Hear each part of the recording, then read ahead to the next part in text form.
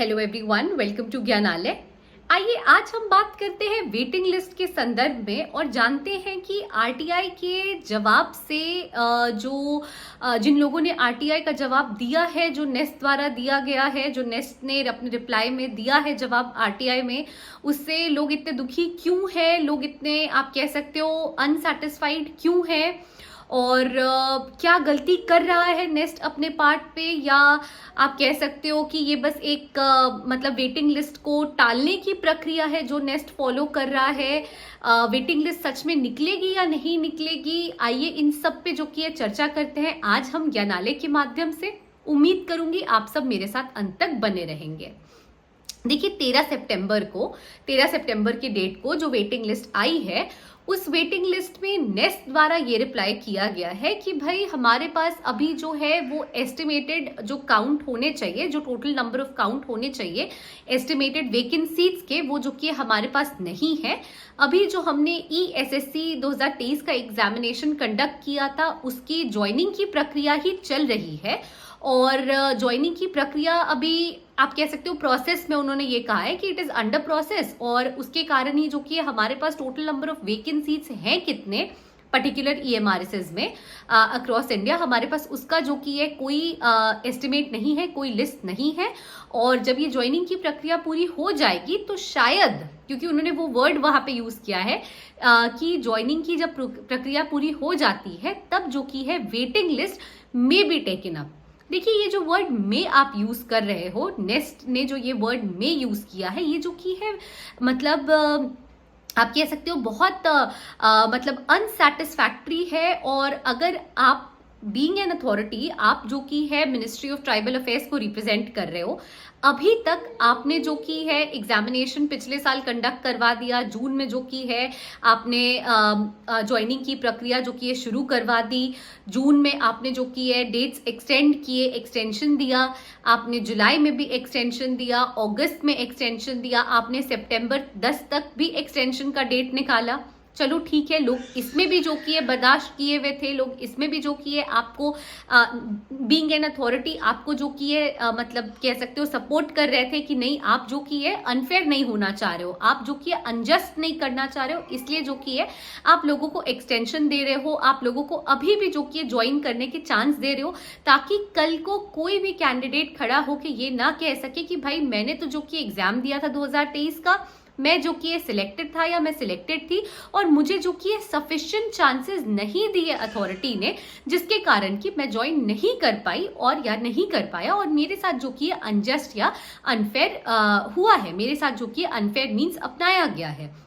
चलो ठीक है, बीइंग एन अथॉरिटी आपने ये तो बहुत अच्छा किया कि भाई आपने उन्हें बहुत सारे चांसेस दे दिए, लेकिन आप ये देखो कि ऑन दी अदर साइड जो वेटिंग लिस्ट वाले अभी भी बेचारे वेट कर रहे हैं, वो अभी भी इस होप में है कि हाँ भाई EMRS की जो फाइनल कॉल है वो आपने कर ली है और अब जो कि आप टर्मिनेट कर दोगे, विथड्रॉ कर दोगे उनके जो सिलेक्टेड कैंडिडेट्स है उनके कैंडिडेचर को और फाइनली जो कि आप वेटिंग लिस्ट निकालोगे। मैंने भी इस पे वीडियो बनाया है आश्वासन देते हुए लोगों को कि हाँ भाई वेटिंग लिस्ट निकलेगा, पर क्या अब आप उनके साथ गलत नहीं कर रहे हो बीइंग एन अथॉरिटी?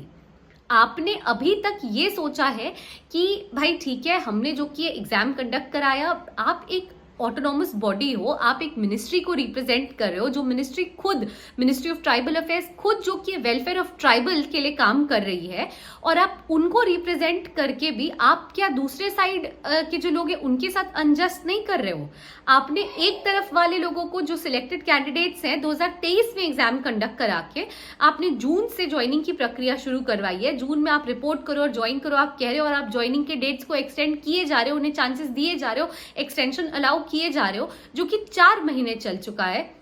और उसके बाद भी जब आरटीआई का रिप्लाई देने की बारी आई तो 13 सितंबर 2024 को जो आपने रिप्लाई फाइल किया है, बीइंग एन आप कह सकते हो being an identity to ministry of tribal affairs, आपने ये रिप्लाई दिया है कि waiting list may be taken जब प्रोसेस कंप्लीट हो जाएगा ज्वाइनिंग का, 2023 ESSC का जो हमने एग्जाम कंडक्ट किया है उसके हिसाब से जब ज्वाइनिंग की प्रक्रिया पूरी हो जाएगी तब waiting list may be taken कह के आप जो रिप्लाई दे रहे हो, क्या ये अनसेटिस्फैक्ट्री नहीं है? क्या ये अनजस्ट नहीं है उन लोगों के साथ जो अभी तक वेटिंग लिस्ट का आप कह सकते हो कि इंतजार कर रहे थे? अभी तक भी वो लोग सब चुप्पी साधे हुए इसलिए थे क्योंकि नेस्ट अथॉरिटीज अभी तक वो एक तरह से यही समझ रहे थे कि नेस्ट वाले जस्टिस करने की कोशिश कर रहे हैं भाई सिलेक्टेड कैंडिडेट्स के साथ। हमने जो कि हमारा 0.25, 0.75, 1 मार्क या 1 मार्क के आसपास वाले जितने भी कैंडिडेट्स हमारे कुछ नंबर से चूक गया है भाई, ठीक है, हम वेट करेंगे, हम तब तक वेट करेंगे जब तक फाइनली जो कि जो सिलेक्टेड कैंडिडेट्स हैं वो जो कि है मतलब उनका कैंडिडेचर या तो टर्मिनेट ना हो जाए या तो वो आके ज्वाइन ना कर ले। भाई हम वेट करेंगे, बेचारे वो वेट किए जा रहे हैं, वो वेट कर रहे हैं और इधर आप कह रहे हो कि अभी भी वेटिंग लिस्ट को लेके वेटिंग लिस्ट में बी टेकन आउट। तो this is very unsatisfactory and this is very just उन लोगों के साथ, this is very unjust, I am sorry, उन लोगों के साथ जो लोग मतलब अभी भी जो कि वेटिंग लिस्ट का वेट कर रहे हैं। आप खुद सोचो, आपको ये नहीं करना चाहिए। उससे भी ज्यादा बड़ी बात मैं एक और चीज यहाँ पे हाईलाइट करना चाहूंगी, आपने खुद अपने गाइडलाइंस में निकाला है कि जो टोटल सीट्स होगा उसका 10% क्राइटेरिया आप वेटिंग लिस्ट वालों को भी दोगे। जो टोटल सीट्स है उसमें से 10% का जो क्राइटेरिया है वो आप पोस्ट ऐसे भरोगे कि वेटिंग लिस्ट वालों को भी चांस मिले। फिर क्या आप अनजस्ट नहीं कर रहे हो? तो फिर वो रूल का क्या हुआ भाई? वो गाइडलाइंस का क्या हुआ जो आपने इशू किए? आप अपने गाइडलाइंस को फॉलो नहीं कर रहे हो। आप वेटिंग लिस्ट, अगर कोई ज्वाइन नहीं करना चाह रहा है, जिसने एग्जाम क्लियर कर लिया, आपने एग्जाम कंडक्ट करवाया, अच्छी बात है, पीसफुली हुआ, सब कुछ बहुत ऑनेस्टली हुआ, एक स्ट्रक्चराइज तरीके से हुआ, बहुत अच्छी बात है। आपने सिलेक्टेड कैंडिडेट्स को बता दिया कि भाई आपको जून में ही रिपोर्ट एंड ज्वाइन करना है, अच्छी बात है। उन्होंने एक्सटेंशन मांगा कुछ लोगों ने, आपने उन्हें एक्सटेंशन दे दिया। जिन लोगों को ज्वाइन करना होता है वो फर्स्ट अटेम्प्ट में ही कर लेते हैं, उनके पास या तो इससे ज्यादा बेटर ऑप्शंस आ गए होंगे इसलिए उन्होंने ज्वाइन नहीं किया, उनके पास कोई और दूसरे और मौके होंगे अवेल करने को, कहीं और उनकी जॉब लग गई होगी, इस कारण से उन्होंने जॉब नहीं किया। जिस भी कारण से उन्होंने ज्वाइन नहीं किया इस जॉब को, मतलब कि उन्हें इंटरेस्ट नहीं है, तो आप किसी को मतलब फोर्सफुली तो नहीं ज्वाइन करवा सकते हो।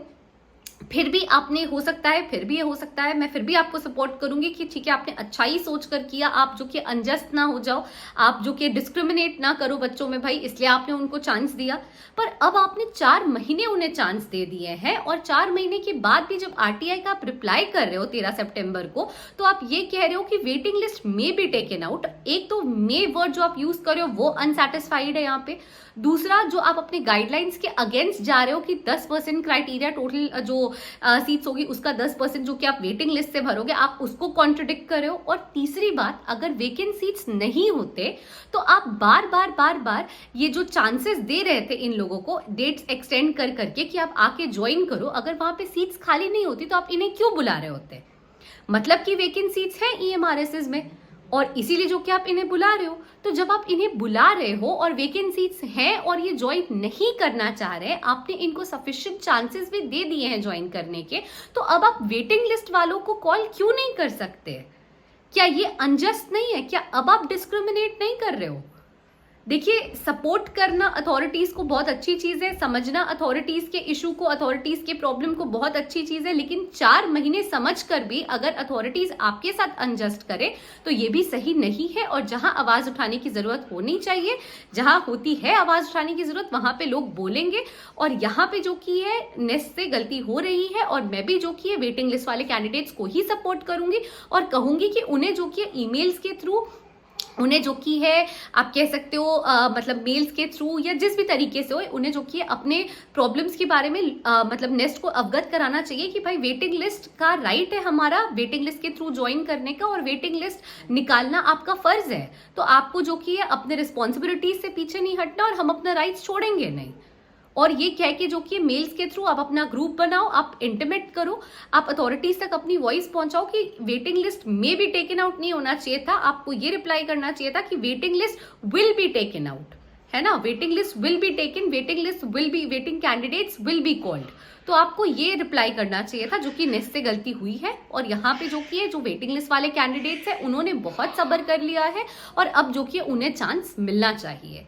तो मैं इस वीडियो के माध्यम से बस यही कन्वे करना चाह रही थी कि जितने भी वेटिंग लिस्ट वाले कैंडिडेट्स हैं उन्हें अपने राइट्स के लिए आवाज उठानी चाहिए, उन्हें मेल्स के थ्रू नेस्ट को इंटीमेट करना चाहिए एक पीसफुल तरीके से ही, लेकिन नेस्ट को जो कि है इंटीमेशन आपको देना चाहिए कि भाई आप जो कि है अब वेटिंग लिस्ट आपको निकालनी चाहिए। आपको जो कि 2023 के जितने सिलेक्टेड कैंडिडेट्स थे आपने उनको सफिशिएंट मौके दे दिए हैं। अब जो कि आप total number of seats, vacant seats कितने हैं, क्योंकि वैकेंट सीट्स हैं तभी आप बुला रहे हो सिलेक्टेड कैंडिडेट्स को बार बार, तो total number of vacant seats कितने हैं आप उसे फाइनली कैलकुलेट करवाइए। सारे रिस्पेक्टिव ईएमआरएस जितने भी हैं, जितने भी ईएमआरएस सोसाइटी, आप उनको बताओ, वो लोग जो कि कैलकुलेट करेंगे, आप उनको ऑर्डर्स दो, वो कैलकुलेट करके आपको रिपोर्ट्स भेजो और फाइनली जो कि आप वेटिंग लिस्ट वाले बच्चों को भी कॉल करना शुरू करो।